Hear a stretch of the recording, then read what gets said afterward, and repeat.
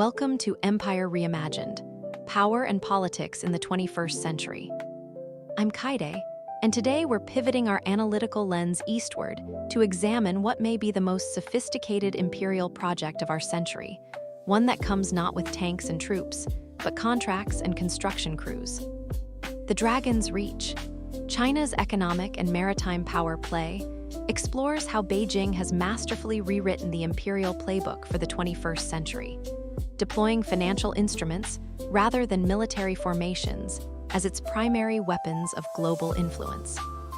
If America's imperial project leans on aircraft carriers and Russia's on historical grievances, China's operates through a more elegant but equally effective mechanism: debt-backed infrastructure that transforms economic relationships into geopolitical control with remarkable efficiency. The Belt and Road Initiative, or BRI, represents perhaps history's most ambitious program of coordinated infrastructure development, connecting China to markets across Asia, Africa, and Europe through a sprawling network of ports, railways, highways, and digital channels. But this isn't mere economic development. It's imperial strategy disguised as infrastructure investment. By 2025, China will have committed approximately $1.3 trillion to projects across 149 countries, a staggering sum that purchases not just concrete and steel, but strategic leverage carefully targeted at critical choke points in global trade networks. When Chinese officials describe the BRI as win-win cooperation, they're executing a masterful reframing of what amounts to systematic dependency creation, transforming recipient nations into economic vassals, bound to Beijing through debt obligations they cannot possibly fulfill without surrendering sovereignty in some form.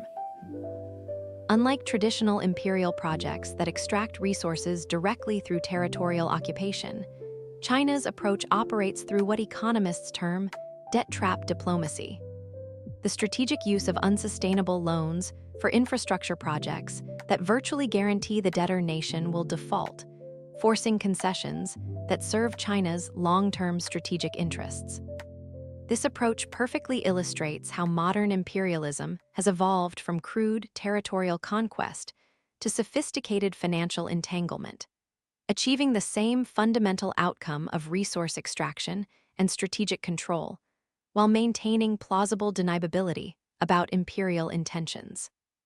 When Beijing offers financing for a port, railway, or power plant in a developing nation at terms Western institutions won't match, it's not engaging in charity, but executing a calculated imperial strategy with remarkable patience, waiting years or even decades for the inevitable default that transforms investment into control. To understand China's debt-based imperial strategy in action, we need look no further than Sri Lanka's Hambantota port, the textbook case study in how modern financial imperialism operates. After Sri Lanka struggled to repay approximately $8 billion in Chinese loans amid financial crisis, the government found itself with no choice but to surrender control of this strategically vital deepwater port through a 99-year lease to China Merchants Port Holdings in 2017. This arrangement bears an uncanny resemblance to the colonial concessions European powers extracted from China itself during the 19th century, a historical irony apparently not lost on Beijing, as it deploys the same playbook against weaker nations today. What makes this case particularly revealing is how it demonstrates the fundamental mechanics of modern imperialism. Control achieved not through gunboats, but through seemingly voluntary contractual arrangements that mask fundamentally coercive power dynamics. The genius of this approach lies in its maintenance of formal sovereignty while systematically hollowing out practical sovereignty, allowing China to achieve imperial outcomes while avoiding the international backlash that would accompany traditional conquest. Sri Lanka technically maintains territorial ownership of Hambantota while having surrendered operational control for nearly a century, a distinction without meaningful difference in terms of who actually determines how this strategic asset functions. This arrangement exemplifies what political scientists term graduated sovereignty. the fragmentation of control across different dimensions to obscure fundamentally imperial relationships.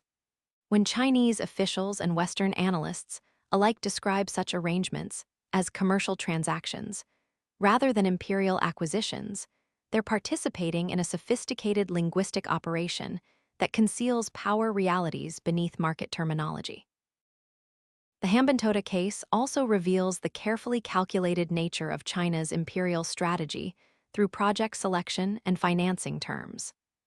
The port was built despite feasibility studies projecting insufficient shipping volume to justify its cost, suggesting the project's primary purpose was never commercial viability, but strategic positioning. Similarly, the loans were structured with interest rates approximately 3.5 percentage points higher than comparable development financing from international institutions, effectively guaranteeing Sri Lanka would struggle to service the debt. This deliberate approach to creating dependency reflects the methodical nature of China's imperial strategy, selecting projects not based on economic return, but on strategic value once default inevitably occurs. When China now controls a string of such ports from Myanmar to Pakistan to Djibouti to Greece, it's not coincidental, but the result of patient strategic planning executed through financial rather than military means. Hambantota represents not an isolated incident, but a single node in what military strategists term China's string of pearls. A carefully constructed network of ports, logistics hubs, and listening posts stretching from the South China Sea across the Indian Ocean to the eastern coast of Africa. By 2025, this network will encompass approximately 36 major facilities, creating unprecedented force projection capability without the traditional overhead of formal colonial administration. This approach reflects China's adaptation of imperial strategy for contemporary constraints, achieving the strategic objectives of classical empire through financial instruments rather than military occupation. When Chinese naval vessels can dock at friendly ports from Cambodia to Pakistan to Kenya, conducting joint exercises and intelligence-gathering operations under commercial cover, they're executing precisely the kind of hybrid imperial strategy that characterizes power projection in the 21st century. What makes the string of pearls particularly effective as an imperial strategy is its superficial commercial legitimacy combined with undeniable military utility, creating what strategists call dual-use infrastructure that serves both economic and security objectives simultaneously. The port facilities, ostensibly built for commercial shipping, feature berths large enough for aircraft carriers, channels deep enough for nuclear submarines, and sophisticated monitoring equipment far exceeding merchant marine requirements. This dual-use approach provides perfect cover for imperial expansion, allowing China to establish military presence in sovereign nations without formal basing agreements or the diplomatic complications of acknowledged military installations. When a Chinese warship docks at Gwadar in Pakistan or Kayakpiu in Myanmar for refueling or joint exercises, it's demonstrating precisely how commercial infrastructure becomes strategic asset in modern imperial systems. Perhaps most significantly, China's string of pearls creates what military planners term anti-access area denial. A2AD capabilities that fundamentally shift regional power dynamics, allowing China to threaten potential adversaries' freedom of navigation without direct confrontation. By 2025, approximately 73% of vital Indian Ocean shipping routes will pass within range of Chinese monitoring systems installed at belt and road ports, while roughly 58% will fall within striking distance of land-based anti-ship missile systems China has begun deploying at strategic locations. This capability transformation represents the quintessential outcome of successful imperial strategy, reshaping the security environment to favor the imperial power without requiring direct territorial control. When shipping companies and naval planners alike must account for Chinese capabilities spanning the Indo-Pacific region, they're acknowledging the practical reality of China's imperial reach, even if Beijing maintains plausible deniability about its strategic intentions. Nowhere does China's imperial strategy combine historical claims with modern power projection more clearly than in the South China Sea, where Beijing has executed what may be history's most ambitious maritime territorial grab by simply drawing a line on a map. The infamous 9-line encompasses approximately 90% of this crucial waterway, through which approximately $5.3 trillion in annual trade flows. An area roughly the size of Mexico, claimed based on historical maps of questionable provenance. What makes this territorial assertion particularly revealing of China's imperial approach is how it deploys historical narratives remarkably similar to Russia's Ukraine justifications, claiming historical waters based on selective reading of ancient texts and maps. When Chinese officials declare the South China Sea part of China since ancient times, they're executing precisely the same conservative nationalist operation we observed with Putin, transforming contemporary territorial ambition into historical restoration. What distinguishes China's approach from traditional territorial conquest is how methodically it creates permanent facts on the ground, or more accurately, on the water, through coordinated legal, economic, and physical actions. The Chinese strategy proceeds through carefully sequenced steps. First, asserting legal claims through domestic legislation. Second, deploying civilian fishing fleets as territorial markers. Third, establishing administrative control through Coast Guard presence. Fourth, constructing artificial islands. And finally, militarizing these newly created territories with runways, missile systems, and radar installations. This deliberate process represents imperial expansion executed through bureaucratic gradualism rather than military blitzkrieg, transforming empty ocean into sovereign territory through incremental actions that individually appear insufficient to justify intervention, but collectively achieve comprehensive control. By 2025, China's island building campaign will have created approximately 3,200 acres of new land across 7 previously submerged reef formations, transforming maritime features barely visible at low tide into permanent military installations, complete with runways capable of handling bomber aircraft, advanced radar systems, and anti-ship missile batteries. This physical transformation of geography itself represents perhaps the most literal manifestation of imperial power: the capacity to reshape the natural environment to serve strategic objectives. When satellite imagery reveals military facilities where nautical charts once showed open water, it demonstrates a particularly aggressive form of modern imperialism that combines territorial seizure with environmental engineering. The 2025 large-scale naval exercises involving China's 3 aircraft carriers in the South China Sea weren't merely military drills, but imperial theater, demonstrating effective control over contested waters while daring neighboring states or distant powers to challenge the new status quo.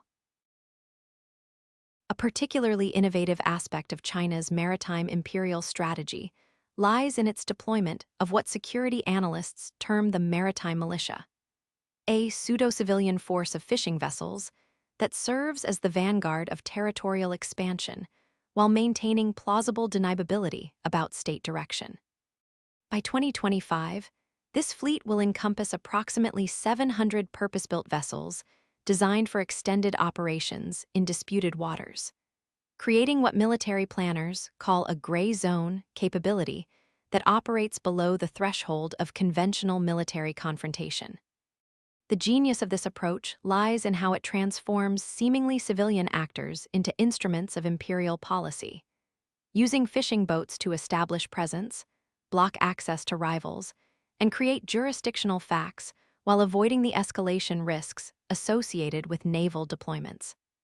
When Chinese fishing vessels swarm a disputed reef, harass foreign ships, or blockade access to resources, they're executing precisely the kind of hybrid imperial strategy that characterizes power projection in contested spaces, where conventional military action proves too costly or risky. What makes the maritime militia particularly effective as an imperial tool is how it exploits the fundamental asymmetry between liberal democratic and authoritarian systems, deploying ostensibly private actors who enjoy state protection while denying state responsibility for their actions. This arrangement creates what legal scholars term attribution gaps that render conventional deterrence ineffective, presenting adversaries with the impossible choice between appearing weak by tolerating provocations or appearing disproportionate by responding with military force against civilian vessels. When Philippine or Vietnamese authorities hesitate to fire on Chinese fishing boats, blocking access to traditional fishing grounds, they're acknowledging precisely this strategic paralysis that effectively cedes control to Chinese interests without requiring formal military confrontation. The maritime militia thus represents imperialism adapted for an era where direct conflict carries unacceptable costs, achieving territorial control through calculated provocations rather than declared warfare. This militia approach reveals a particularly sophisticated understanding of how modern imperial control operates, recognizing that establishing effective sovereignty doesn't require formal annexation, but merely preventing others from exercising their rights. By 2025, approximately 58% of traditional fishing grounds claimed by Vietnam, the Philippines, Malaysia, and Indonesia will have experienced Chinese maritime militia presence missions that effectively deny access to indigenous fishermen without requiring continuous occupation. This strategy of intermittent control represents a remarkably efficient form of imperial dominance, achieving practical exclusion of competitors through occasional demonstrations of force rather than permanent presence. When Chinese officials describe these militia operations as normal fishing activities, while the vessels demonstrably engage in coordinated maneuvers with minimal actual fishing, they're executing precisely the kind of reality distortion that allows modern imperialism to operate in plain sight while maintaining conceptual deniability. Beyond physical infrastructure and territorial control, China's imperial project extends into the digital domain through what Beijing terms the Digital Silk Road, a comprehensive program to establish dominance over the information infrastructure underpinning modern economies. By 2025, Chinese companies will have constructed approximately 63% of 5G networks across Belt and Road nations, installed roughly 73% of smart city surveillance systems in participating countries, and laid approximately 42% of undersea internet cables connecting Asia, Africa, and Europe. This digital dominance represents imperialism adapted for the information age, recognizing that controlling data flows provides more fundamental power than merely controlling territory or resources. When Chinese companies build the digital backbone of developing nations with explicit government backing, they're establishing precisely the kind of infrastructural leverage that characterized earlier imperial systems, creating dependency relationships that grant the imperial center privileged access to and control over peripheral regions.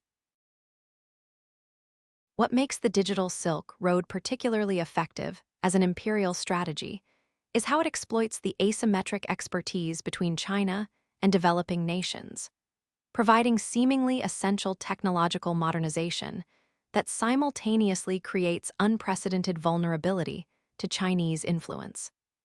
The smart city systems, digital payment platforms, and telecommunications networks China exports through the BRI create what security analysts term backdoor access, technical capabilities that could allow monitoring, data collection, or even system disruption during potential conflicts.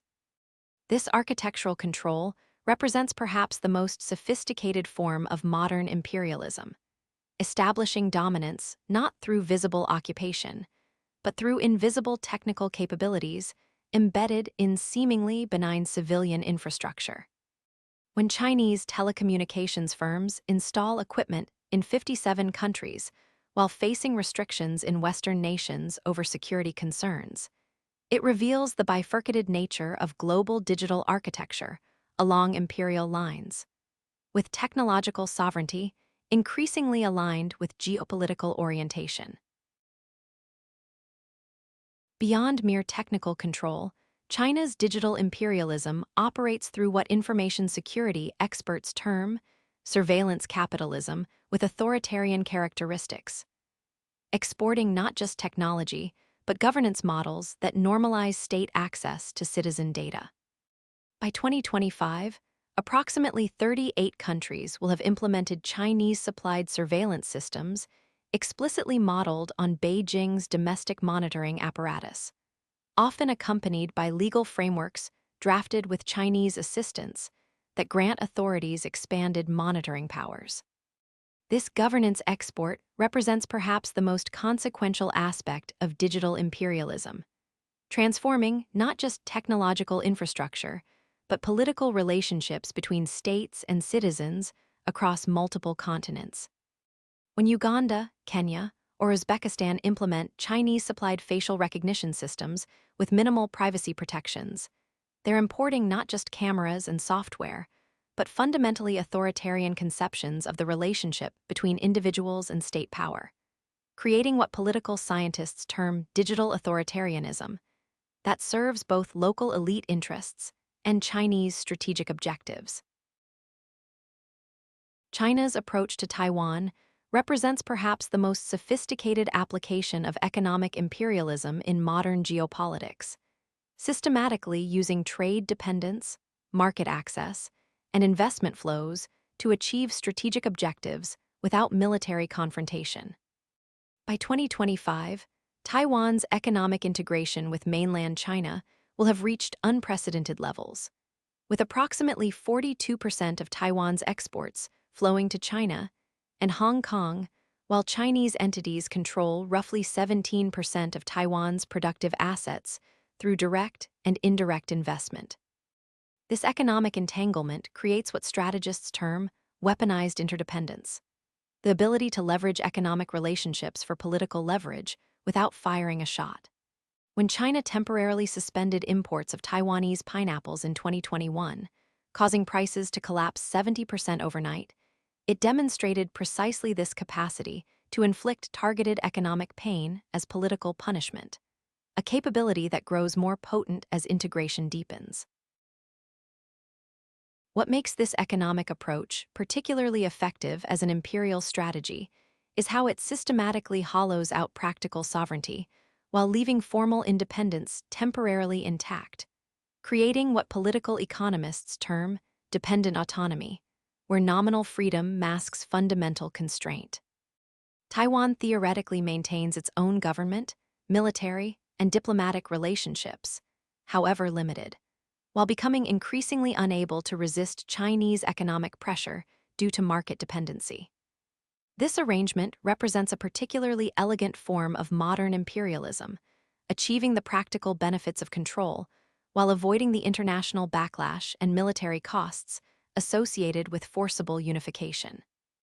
When Taiwanese companies shift production to mainland China to maintain competitiveness, or when Taiwanese youth seek economic opportunities in Shanghai or Shenzhen due to better prospects than at home, they're responding to market incentives deliberately shaped by Beijing to create centripetal forces pulling the island into China's orbit. Beijing's Taiwan strategy demonstrates particularly sophisticated understanding of how modern imperialism operates, recognizing that controlling material circumstances often proves more effective than controlling territory directly.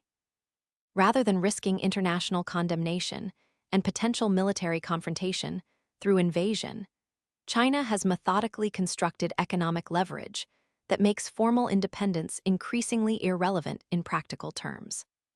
By 2025, approximately 38% of Taiwan's largest corporations will maintain their primary production facilities in mainland China, while roughly 47% of Taiwan's top university graduates will seek initial employment with Chinese companies or Taiwanese firms with significant mainland operations. This material entanglement represents imperialism's evolution from territorial occupation to structural constraint, achieving the fundamental objective of aligning peripheral behavior with central preferences, without requiring direct administrative control. When Taiwanese business leaders pressure their government to avoid policies that might antagonize Beijing, they're demonstrating precisely how economic imperialism functions, converting external pressure into internal advocacy that serves the imperial center's objectives. China's imperial project extends beyond economic and territorial domains into the realm of cultural influence, deploying what Harvard political scientist Joseph Nye termed soft power with distinctly imperial characteristics. By 2025, China will operate approximately 550 Confucius Institutes across 162 countries, reaching an estimated 1.8 million students annually with language instruction and cultural programming explicitly designed to advance Beijing's worldview.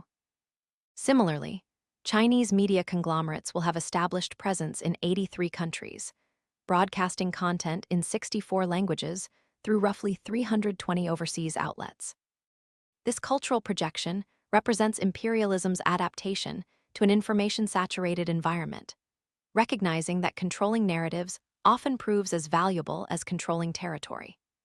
When Kenyan journalists receive training from Chinese media entities, or when Serbian students learn Mandarin through programs emphasizing China's historical greatness and contemporary wisdom, they're being subtly integrated into China's sphere of influence through seemingly benign cultural exchange. What makes this cultural strategy particularly effective as an imperial tool is how it systematically shapes elite perceptions in target nations, creating what political scientists term preference alignment, where foreign decision-makers increasingly view Chinese perspectives as natural and reasonable rather than foreign and imposed. By 2025, China's scholarship programs will have brought approximately 320,000 foreign students to Chinese universities, with roughly 73% coming from Belt and Road countries, and approximately 43% studying fields directly relevant to governance and public policy. These programs specifically target future leaders, creating networks of foreign elites with personal connections to China and favorable impressions of Chinese systems. When government officials across Africa, Asia, and Latin America who studied in China subsequently advocate for Chinese-style development models, regulatory approaches, or diplomatic positions, they're demonstrating precisely how cultural imperialism functions, transforming external influence into seemingly indigenous advocacy through personal relationships and ideological socialization. This cultural dimension of China's imperial project operates with particular sophistication through what communications scholars term discourse power, the ability to shape how global issues are conceptualized and discussed. By 2025, China will have hosted approximately 87 major international conferences annually focused on governance, development, and security issues, providing platforms where Chinese framing of concepts like human rights, sovereignty, and internet governance receives privileged amplification. Similarly, Chinese academic institutions will fund roughly 230 research centers worldwide focused on topics aligning with Beijing's priorities. This discourse shaping represents perhaps the most subtle form of modern imperialism, gradually transforming the conceptual architecture through which international issues are understood rather than merely advancing specific policies. When terms like community of shared future for mankind or development-first approach to human rights enter international diplomatic vocabulary, they reflect China's growing ability to determine not just outcomes, but the very terms of global debate, a quintessentially imperial capability traditionally monopolized by Western powers. China's imperial project has been accompanied by a remarkable transformation in diplomatic rhetoric, shifting from Deng Xiaoping's dictum to hide capability and bide time, toward what analysts now term wolf warrior diplomacy, characterized by assertive, often confrontational messaging.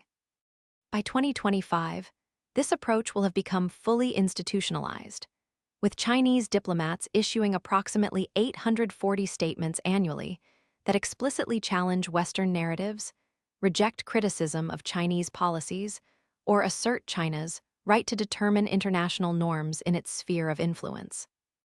This rhetorical assertiveness represents not merely a stylistic shift, but a fundamental recalibration of China's imperial positioning, transitioning from patient accumulation of power toward open exercise of accumulated influence. When Chinese foreign ministry officials publicly declare that the era of the West lecturing China is over, or assert that countries that challenge China's core interests will pay a price, they're articulating precisely the kind of declarative confidence that characterizes maturing imperial projects, transitioning from potential to kinetic power. What makes this diplomatic assertion particularly revealing of China's imperial evolution is how explicitly it addresses sovereignty questions that previously remained deliberately ambiguous. By 2025, approximately 83% of Chinese official statements regarding territorial disputes with neighboring countries will contain language asserting indisputable sovereignty, historical rights, or core national interests, terms that effectively declare these matters beyond international negotiation or adjudication.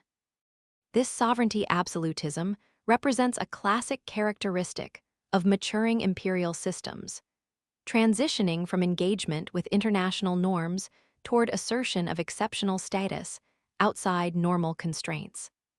When Chinese officials reject the 2016 Permanent Court of Arbitration ruling on South China Sea claims as waste paper, or declare that Taiwan's status is a domestic matter allowing no foreign interference, they're executing precisely the kind of normative exemption that defines imperial behavior, establishing separate standards for the imperial center versus peripheral actors.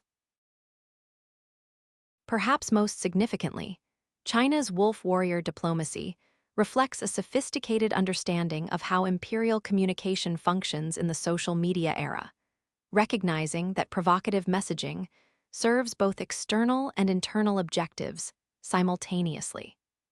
Externally, confrontational rhetoric signals to potential challengers that interference will trigger disproportionate response. Internally, nationalist messaging bolsters regime legitimacy by positioning the government as defender of national dignity.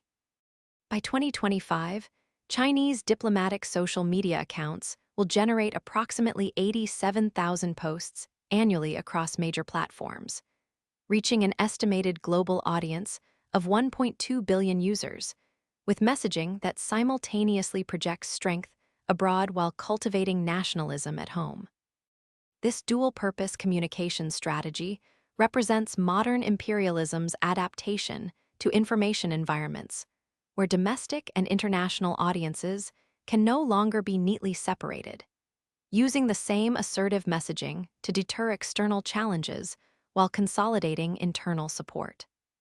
When Chinese diplomats generate viral social media confrontations with Western counterparts, they're demonstrating precisely this sophisticated understanding of how imperial communication operates in networked information environments, where audience segmentation has given way to performance for multiple constituencies simultaneously.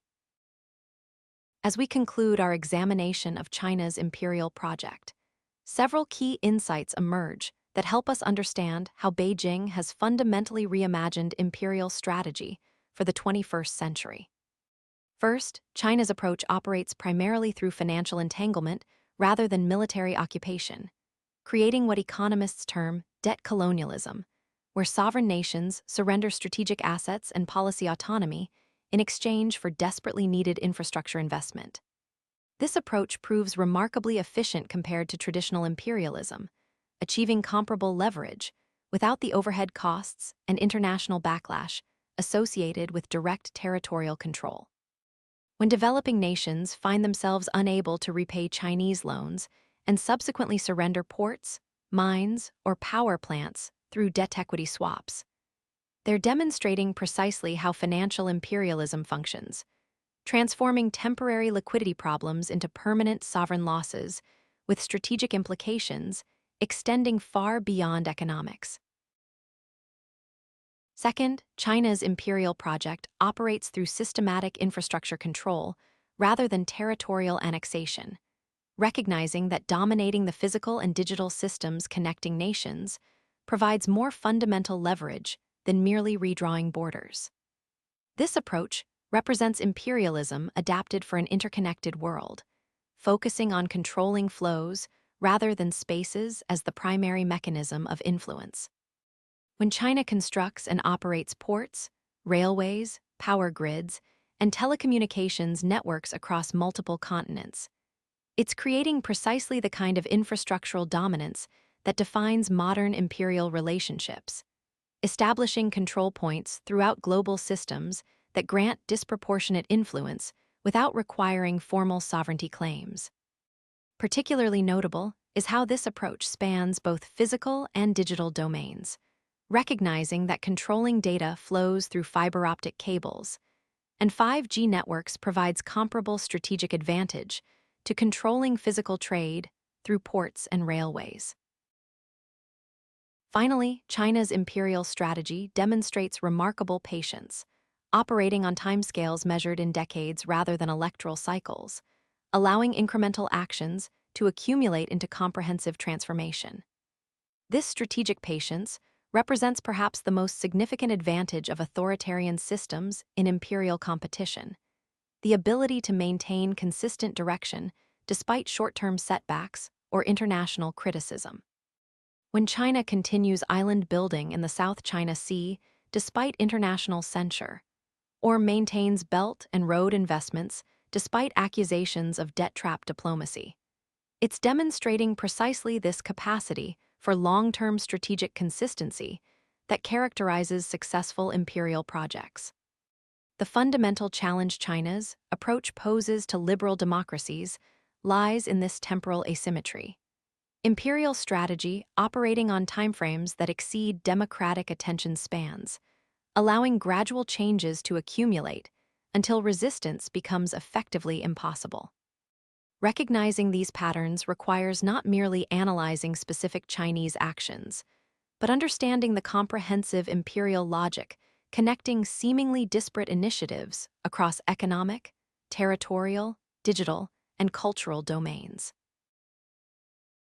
In our next episode, Iran's regional chessboard, nuclear ambitions and proxy power, we'll shift our focus to examine how a middle power with limited economic and conventional military capabilities has nonetheless constructed a sophisticated imperial strategy through asymmetric means.